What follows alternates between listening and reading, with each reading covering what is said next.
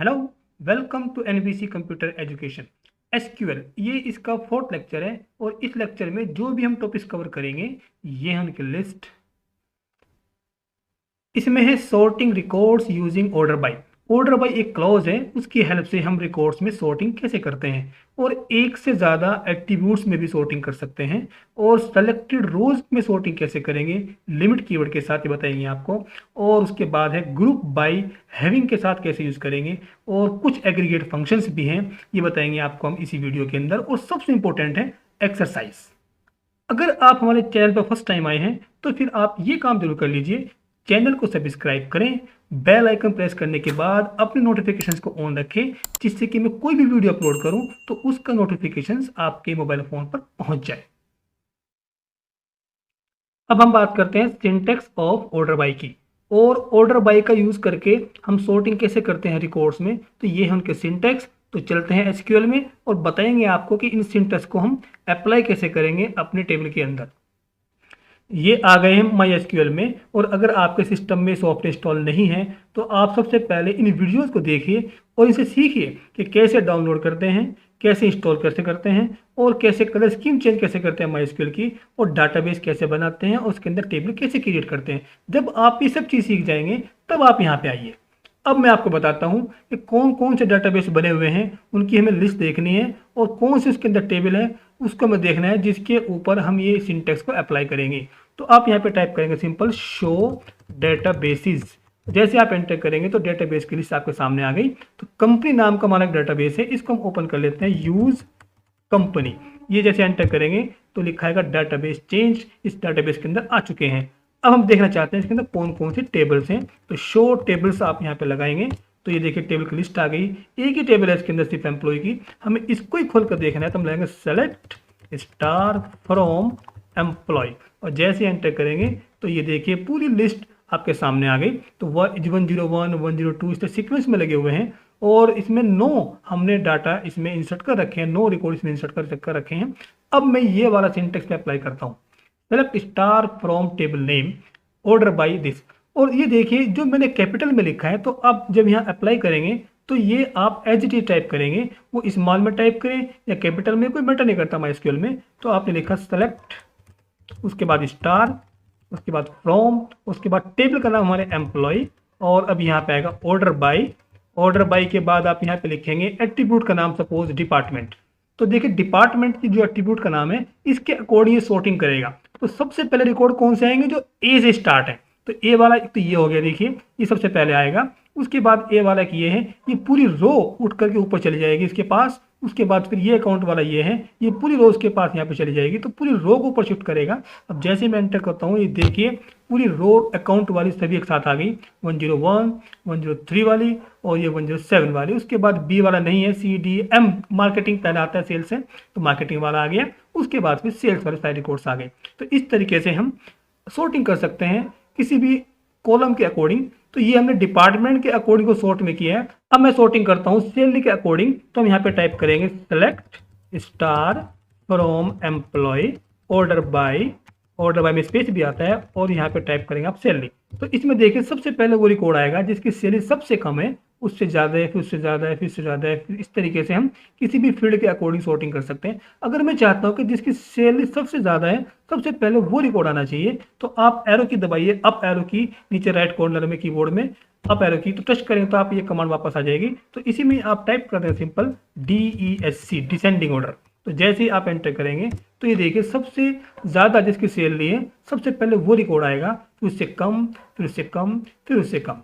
तो ये थे हमारे सिंटेक्स, जो 2 सिंटेक्स मैंने आपको बताए हैं, और एक था सिंपल और एक था डिसेंडिंग। तो असेंडिंग ऑर्डर के लिए ASC लिखना ऑप्शनल है, कोई ज़रूरी नहीं है, अपने आप ये असेंडिंग ऑर्डर में ही करता है, लेकिन डिसेंडिंग के लिए आपको DESC लिखना पड़ेगा।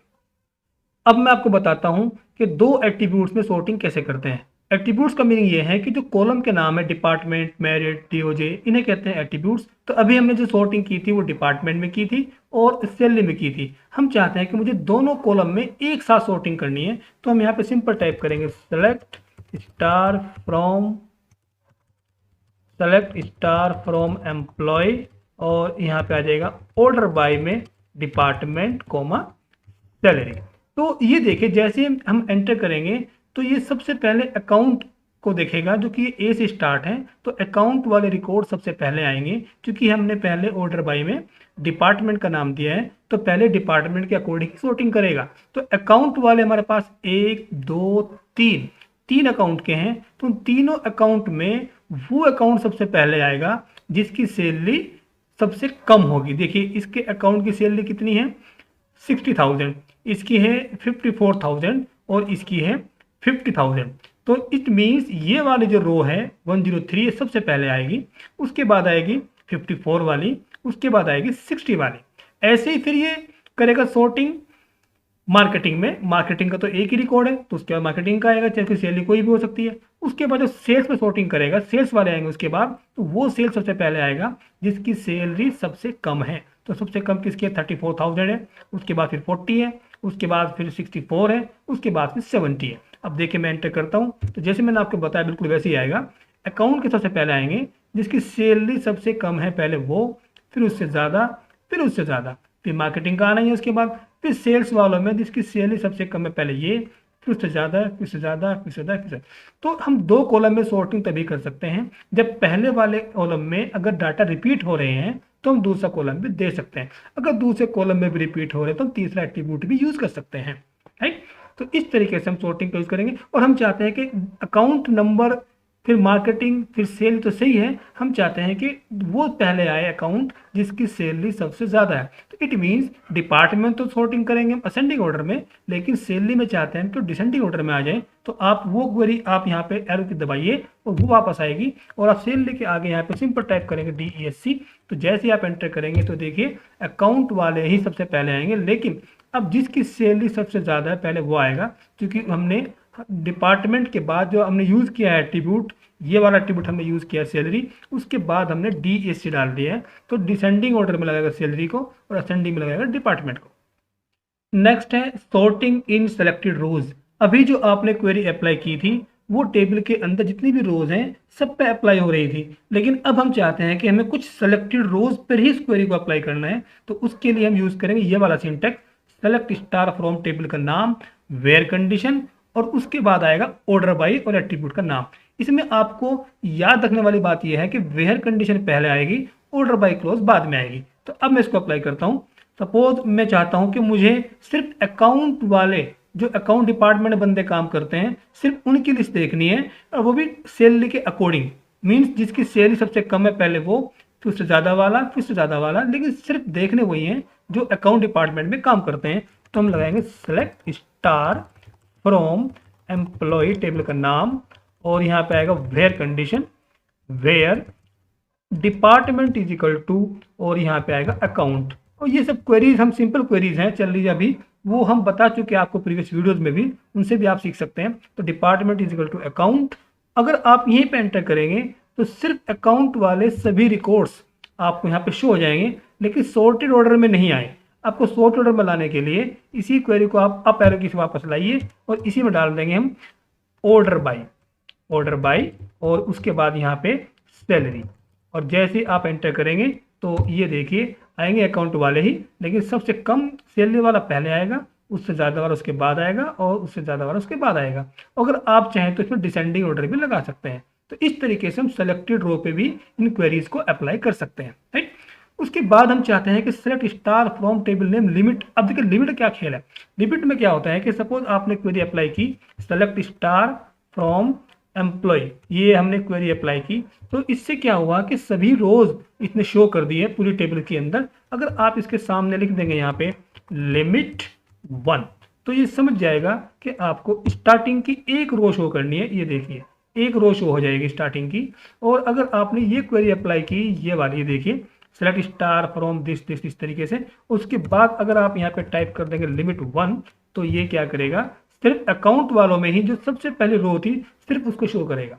और अगर आपको लास्ट वाली रो शो करनी है तो फिर हमें क्या करना होगा लास्ट वाली रो के लिए, तो इसी में ही आप जो अकाउंट नंबर है जिससे हम सॉर्टिंग कर रहे हैं इसमें आप डिसेंडिंग ऑर्डर लगाइए। तो जैसे आपने ऑर्डर बाई में आपने यहाँ पे क्या किया है सैलरी, यहाँ पे आप DESC लगा दिए तो डिसेंडिंग ऑर्डर में आ जाएगा, और उसमें सबसे फर्स्ट रो जो होगी सबसे बड़ी सैलरी वाली वो आपको सबसे पहले दिखाई देगी।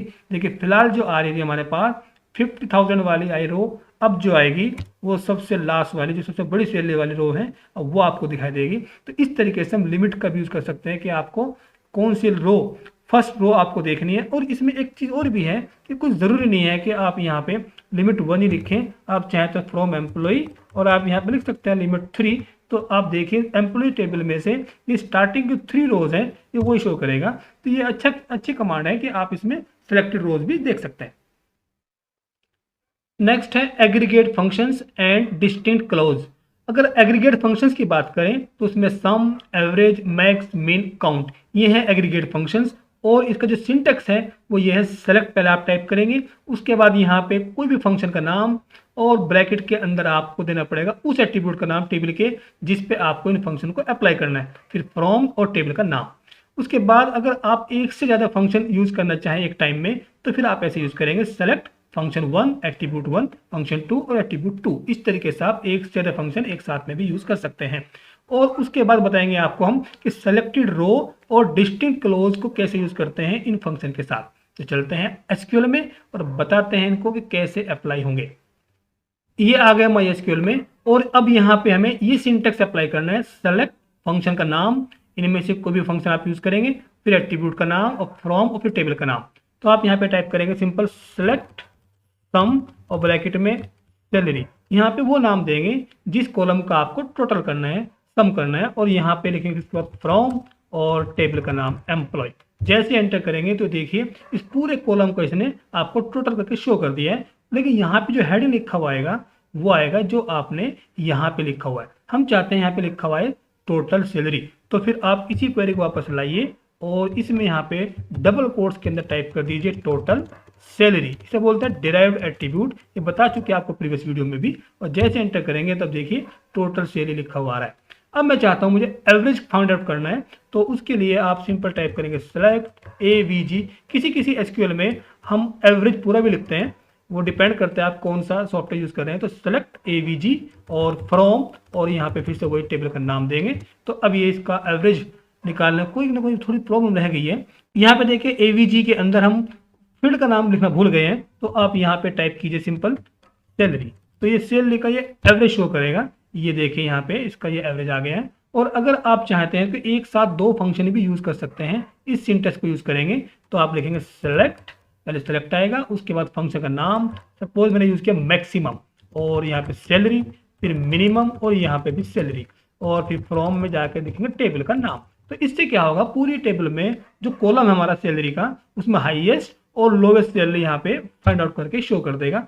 ये देखिए हाईएस्ट सैलरी इतनी है और लोवेस्ट सैलरी इतनी है। उसके बाद है select function name, attribute name, from table name, where condition. It means selected row पे कैसे अप्लाई करेंगे। ये देखिए सपोज मैंने यहाँ पे क्वेरी टाइप की है वाली सेलेक्ट स्टार फ्रॉम एम्प्लॉय।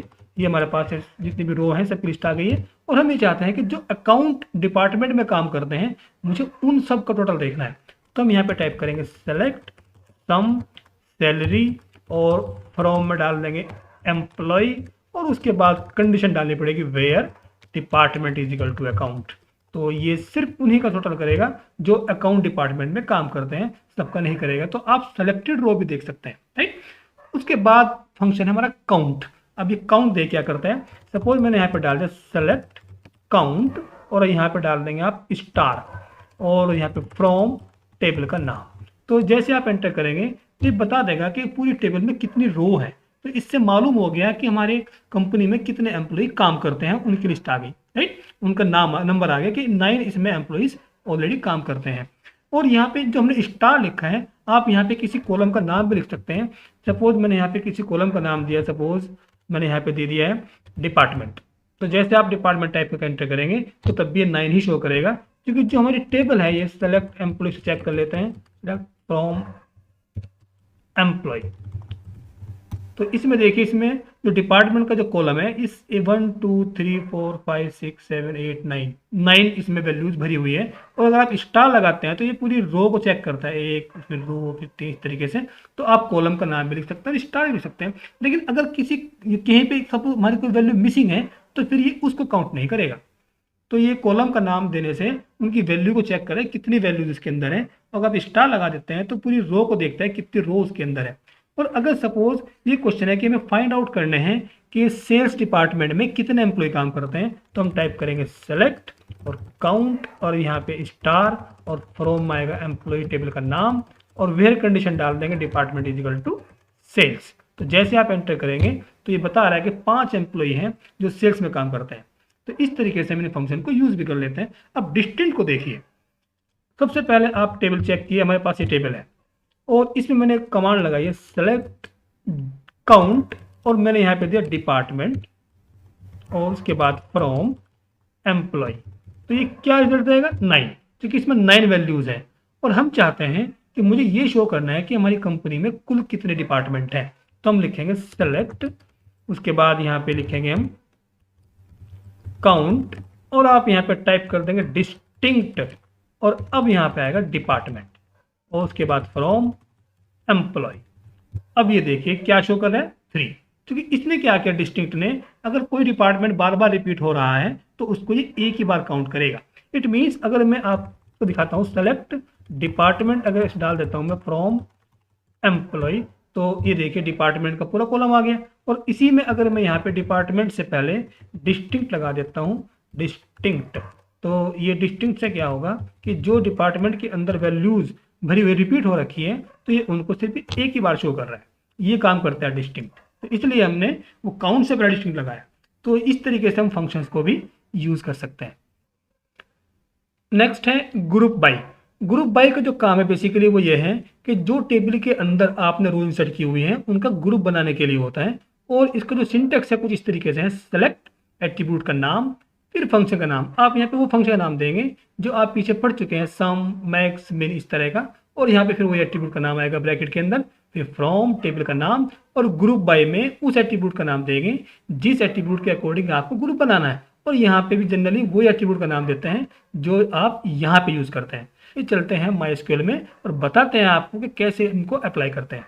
ये आ गए हम MySQL के अंदर और ये वो टेबल है जिसके ऊपर हम इन क्वेरीज को अप्लाई करेंगे। तो सबसे पहले देखते हैं फर्स्ट वाली क्वेरी को, सेलेक्ट एट्रीब्यूट का नाम फिर फंक्शन का नाम फिर एट्रीब्यूट का नाम देंगे और फिर फ्रॉम में टेबल का नाम आएगा और फिर ग्रुप बाय में उस एट्रीब्यूट का नाम देंगे जिसके हिसाब से आपको ग्रुप बनाना है। तो आपने यहाँ पे टाइप किया सेलेक्ट और डिपार्टमेंट कोमा सम ब्रैकेट में सैलरी और फ्रॉम में आ जाएगा हमारी टेबल का नाम और उसके बाद आएगा ग्रुप बाय में डिपार्टमेंट। यहाँ पे वही नाम आता है ग्रुप बाय के आगे जो आप जनरली यहाँ पे लिखते हैं। तो ये क्या करेगा, जितने भी डिपार्टमेंट है, जैसे अकाउंट का डिपार्टमेंट है, मार्केटिंग का डिपार्टमेंट है, सेल्स का डिपार्टमेंट है, तो मैं पहले एंटर करता हूँ और बताता हूँ आपको इसने क्या शो किया। इसने शो किया है कि अकाउंट वाले डिपार्टमेंट में जितने भी एम्प्लॉय हैं तो उनको टोटल सैलरी कितनी है और जो सेल्स वाले बंदे हैं उनकी टोटल सेल कितनी है और जो मार्केटिंग का है उनकी टोटल सैलरी कितनी है। तो इस तरीके से हम डिपार्टमेंट वाइज टोटल निकाल सकते हैं। तो हम ये कह सकते हैं कि इसका जो क्वेश्चन बनेगा कुछ इस तरह से बनेगा कि find out the sum of salary of each department. तो हर डिपार्टमेंट को कितनी सैलरी जाती है ये उसकी क्वेरी इस तरह से लिखी जाएगी। और अगर मैं यहाँ पे टाइप कर देता हूँ कुछ इस तरीके से कि सेलेक्ट यहाँ पे department comma maximum salary comma minimum salary और फ्रॉम में आएगा वही टेबल का नाम और उसके बाद ग्रुप बाय में आपका डिपार्टमेंट का नाम। तो जैसे आप एंटर करेंगे बता रहा है कि जो अकाउंट डिपार्टमेंट है उसकी हाईएस्ट सैलरी इतनी है और लोवेस्ट सैलरी इतनी है, सेल्स वालों की इतनी है, मार्केटिंग वालों की इतनी है। इस तरीके से ग्रुप बना के आप देख सकते हैं। और उसके बाद है नेक्स्ट क्वेरी, सेलेक्ट के साथ आप देख रहे हैं वेयर कंडीशन के साथ हम लगा रहे हैं। तो हम यहाँ लिख सकते हैं इस तरीके से सेलेक्ट और डिपार्टमेंट कोमा सम सैलरी और उसके बाद आप यहाँ पे कंडीशन लगाएंगे सम सैलरी और फ्रॉम में आ जाएगा यहाँ पे आपके टेबल का नाम और ग्रुप बाय से पहले आप आएगा वेयर कंडीशन। तो वेयर में आपने नाम दे दिया where department not equal to marketing.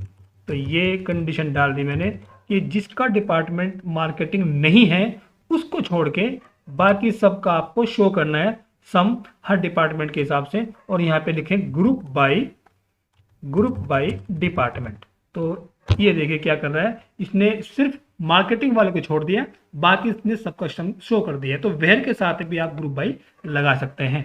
अब हैविंग को देखिए, हैविंग में क्या करते हैं, मैंने क्वेरी वापस लिया है हम और मैंने यहाँ पे सिंपल टाइप कर दिया है ग्रुप बाय में मैंने डाल दिया यहाँ पे डिपार्टमेंट।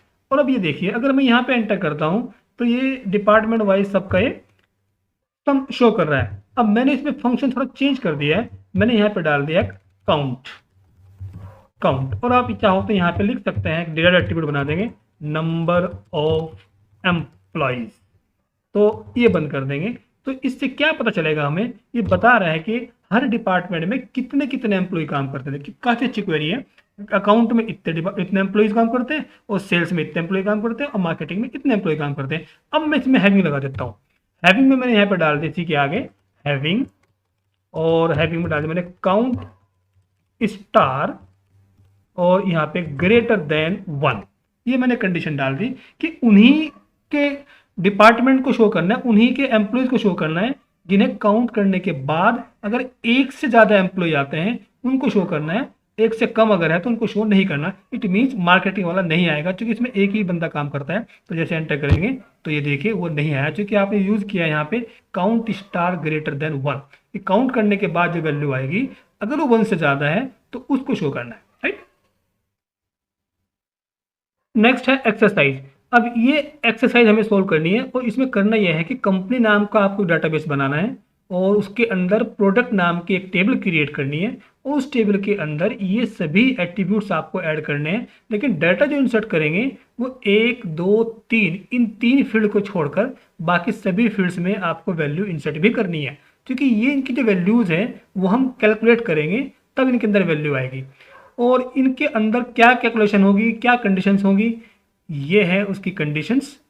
ये देखिए ये जो एट्रीब्यूट दिए हुए पी नेम सेल्समैन, ये हमारे हो जाएंगे वेर कैर टाइप के। ये आ गया माई एसक्यूएल में। और यहाँ पे सबसे पहले आपको क्या करना है, डाटाबेस क्रिएट करना पड़ेगा। ऐसे क्रिएट डेटाबेस, डेटाबेस का नाम। अगर आपको डेटाबेस क्रिएट में प्रॉब्लम आती है तो आप हमारी प्रीवियस वीडियोस को जाकर देख सकते हैं।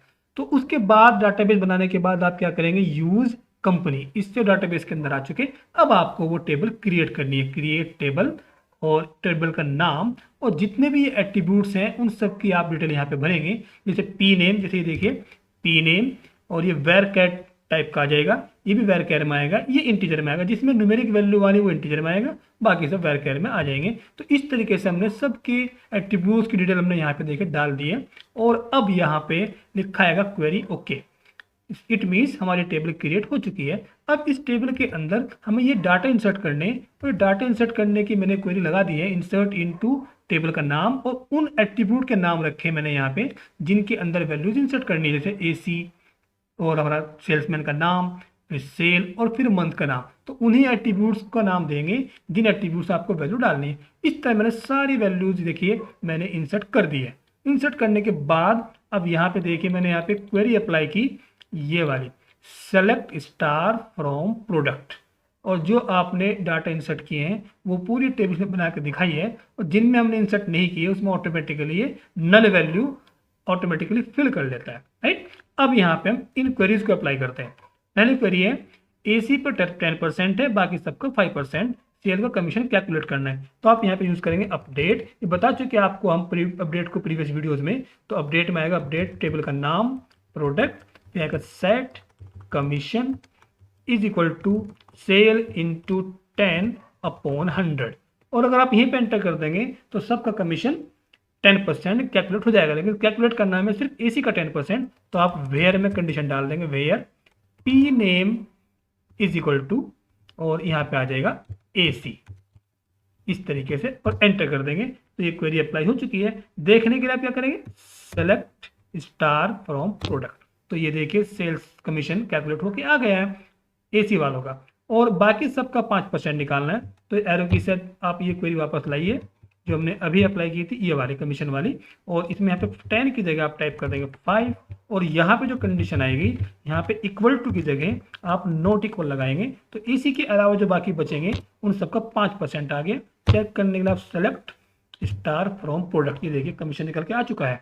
उसके बाद हमें क्या करना है, उसके बाद हमें कैलकुलेट करना है नेट सेल। तो सेल माइनस कमीशन कर देंगे, और यहाँ पे आएगा अपडेट टेबल का नाम, सेट नेट सेल। जो आपने फील्ड का नाम यहाँ पे दिया अंडरस्कोर के साथ, तो वही आपको लगाना है। स्पेस अलाउड नहीं होता, अंडरस्कोर सिर्फ लगा सकते हैं। Net sale is equal to sale minus commission, ये देखिए कमीशन निकल के आ गया। चेक करने के लिए आप वही सेलेक्ट स्टार फ्रॉम प्रोडक्ट, तो ये नेट सेल निकल के भी आ गई हमारी, राइट। उसके बाद परफॉर्मेंस। परफॉर्मेंस में क्या करना है कि जिनकी सेल 5 लाख है या उससे ज़्यादा है उसके आगे एक्सीलेंट हमें लिखना है। तो आप यहाँ पे टाइप करेंगे फिर से अपडेट, और यहाँ पे आएगा प्रोडक्ट का नाम, टेबल का नाम product, set performance is equal to excellent, excellent. और अब अगर यहीं पे एंटर कर देंगे सबके आगे परफॉर्मेंस में एक्सीलेंट लिखा हुआ आ जाएगा। आप यहाँ पे कंडीशन डाल देंगे where sale greater than is equal to 5 lakh. तो जिन्होंने 5 लाख से उससे जो सेल की तो उसके आगे ये लिखा हुआ आ जाएगा एक्सीलेंट। ये देखिए आप यहाँ पे एंटर करेंगे तो ये देखिए एक्सीलेंट इनके सामने सबके लिखा हुआ आ गया है और बाकी के सामने लिखा हुआ नहीं है, क्योंकि बाकी की जो सेल है वो कम है। और अगर हम चाहते हैं कि जिन्होंने 2 लाख से ज़्यादा सेल की है और 5 से कम, तो उसके लिए क्वेरी क्या बनेगी, उसके लिए क्वेरी बन जाएगी ये वाली क्वेरी, ये वाली आप यहाँ पे लिखेंगे गुड, यहाँ पे लिखेंगे गुड, और उसके बाद कंडीशन आ जाएगी सेल ग्रेटर देन 2 लाख। लेकिन अब यहाँ पे भी आपको बाउंडेशन लगानी पड़ेगी सेल लेस देन 5 लाख। तो 5 लाख से कम और 2 या 2 से ज़्यादा है तो उसका आ जाएगा गुड। और अब यहाँ पे करेंगे हम पुअर की परफॉर्मेंस निकालनी है, तो उसके लिए हम यहाँ पे लिखेंगे पुअर, पुअर, और कंडीशन आ जाएगी where sale less than 2 lakh. जिनकी 2 लाख से भी कम है तो उसके आगे डालना है हमें पुअर परफॉर्मेंस। ये एंटर किया और आप यहाँ पे चेक कर सकते हैं सेलेक्ट करके, तो ये सब की परफॉर्मेंस निकल के आ चुकी है, पुअर का कोई नहीं है। तो ये था हमारा ये वाले कंडीशंस। उसके बाद है display details of all product month wise. अब यहाँ पे टाइप करेंगे सेलेक्ट स्टार फ्रॉम प्रोडक्ट, और मंथ वाइज हमें देखनी है तो आप यहाँ लिखेंगे ऑर्डर बाई, और यहाँ पे आ जाएगा मंथ्स। देखिए मंथ नाम का आप कॉलम नहीं बना सकते, मंथ्स करना पड़ेगा, क्योंकि मंथ इसमें एक फंक्शन भी होता है, वो आगे आने वाला नेक्स्ट वीडियो में। अब एंटर करेंगे तो ये देखिए अब मंथ वाइज पहले इसने अगस्त के दिखाए, उसके बाद जुलाई के आगे, राइट।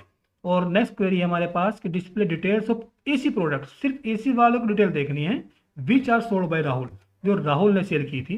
तो आप यहाँ पे टाइप करेंगे सेलेक्ट स्टार फ्रॉम प्रोडक्ट, और उसके बाद वेयर कंडीशन लगाएंगे where product is equal to AC and salesman is equal to Rahul, और ये एंटर कर देंगे।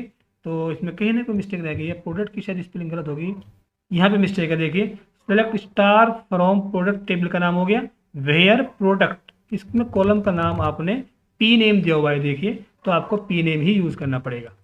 अब एंटर करेंगे तो ये देखिए जिसका एसी है और राहुल सेल्समैन है उनकी लिस्ट आ गई। नेक्स्ट क्वेरी है display all product detail in descending order by sale, तो सेल के अकॉर्डिंग डिसेंडिंग में लगाओ, तो सेलेक्ट स्टार फॉर स्टार, उसके बाद आएगा फ्रॉम, और यहाँ पे टेबल का नाम प्रोडक्ट, और यहाँ पे आ जाएगा ऑर्डर बाय, ऑर्डर बाय में आ जाएगा सेल, ऑर्डर बाय में आ जाएगा सेल, और यहाँ पे आएगा DESC डिसेंडिंग ऑर्डर। तो ये देखिए सेल वाइज जिसकी सेल सबसे ज़्यादा है पहले वो, फिर से कम, फिर से कम, फिर से कम, इस तरह से। नेक्स्ट क्वेरी है find out total cell and commission, total sale find out करना है और टोटल कमीशन। तो अब यहाँ पे फंक्शन काम आएंगे सेलेक्ट सम, और यहाँ पे आएगा सेल, उसके बाद कोमा, और फिर यहाँ पे आएगा सम कमीशन। ये देखो ये हमने क्वेरी अप्लाई की और फ्रॉम में आ जाएगा टेबल का नाम। तो जैसे आप एंटर करेंगे तो ये दोनों का सेल सम आ गया, सेल का भी और कमीशन का भी। उसके बाद नेक्स्ट क्वेरी हमारे पास find out total sale of AC, सिर्फ एसी वालों का टोटल देखना है, तो इसमें इसी में चेंज कर देंगे हम सम ऑफ सेल, और फ्रॉम में आ जाएगा प्रोडक्ट, और वेयर कंडीशन लगा देंगे where P name is equal to AC. तो सिर्फ एसी वालों का सम टोटल निकल के यहाँ पे आ गया। जो एसी जो प्रोडक्ट है इसकी सैलरी ये, इसकी सेल ये, इसकी सेल ये, सिर्फ एसी वालों का सम आ गया। नेक्स्ट है उसके बाद find out the sum of sale of each product. ये देखिए जब ईच प्रोडक्ट की बात आएगी तो समझ जाओ आपको ग्रुप बाय लगाना पड़ेगा। तो हर प्रोडक्ट की टोटल सेल देखनी है तो हम लगाएंगे select P name comma sum sale from product, और यहाँ पे लिख दें ग्रुप बाय, ग्रुप बाय में आ जाएगा पी नेम। ये देखिए तो ये बता रहा है कि एसी की टोटल सेल इतनी, कूलर की इतनी, और फैन की इतनी। नेक्स्ट क्वेरी हमारे पास find out sum of commission of each salesman. देखिए सम देखना हमें कमीशन का, लेकिन ईच सेल्समैन का, तो आप इसी में चेंज कर दीजिए और यहाँ पे तो आ जाएगा सेल्समैन, यहाँ पे तो आ जाएगा सेल्समैन, उसके बाद यहाँ पे आ जाएगा कमीशन। तो हर सेल्समैन का कमीशन का सम हमें यहाँ पे देखना है। और उसके बाद यहाँ पे ग्रुप बाई में सेल्समैन, मैंने आपको बताया था कि जो यहाँ पे होता है कॉलम का नाम वही यहाँ पे मोस्टली यूज़ करता है। और एंटर करेंगे तो ये बता रहा है कि इस सेल्समैन पे टोटल कमीशन इतना गया और इस सेल्समैन पे इतना कमीशन गया। नेक्स्ट क्वेरी हमारे पास, find out highest and lowest sale of each month. हर मंथ की हाईएस्ट और लोवेस्ट सेल देखनी है। तो इसमें हम करेंगे सेल्समैन की जगह तो आ जाएगा मंथ, क्योंकि ईच मंथ वाली बात अगर आए तो हम ईच के आगे जो नाम दिया कॉलम को वो आएगा मंथ। और देखना क्या है, मैक्स सेल कोमा और मिन सेल, ये देखना है। तो देखना किसका है, फ्रॉम प्रोडक्ट के टेबल से, और ग्रुप बाई में डाल देंगे मंथ। ईच मंथ उसने कहा, तो ईच मंथ वाली बात आई तो यहाँ पे ईच मंथ ऐसे डाल देंगे। तो सेलेक्ट मंथ का नाम आएगा, मैक्सिमम सेल आएगी, फ्रॉम प्रोडक्ट और ग्रुप बाई मंथ्स, मंथ्स आएगा मंथ्स। एंटर करेंगे तो कहीं ना कहीं मिस्टेक रह गई है, तो ये देखो स्पेलिंग शायद गड़बड़ हो चुकी, यहाँ पे मंथ्स आएगा और एंटर कर दीजिए। ये देखिए बता रहा है कि जुलाई के महीने में मैक्सिमम सेल इतनी, मिनिमम इतनी, ऐसी अगस्त के आगे, राइट। और अगर आपको हमारी वीडियो पसंद आ रही है और लग रहा है कुछ सीखने को मिल रहा है, तो आपसे वही रिक्वेस्ट है कि आप चैनल को सब्सक्राइब करके बेल आइकन प्रेस करके नोटिफिकेशन को ऑन रखेंगे, जिससे कि मैं कोई भी वीडियो अपलोड करूँ तो आपको उसका नोटिफिकेशन तुरंत आपको मिल जाए।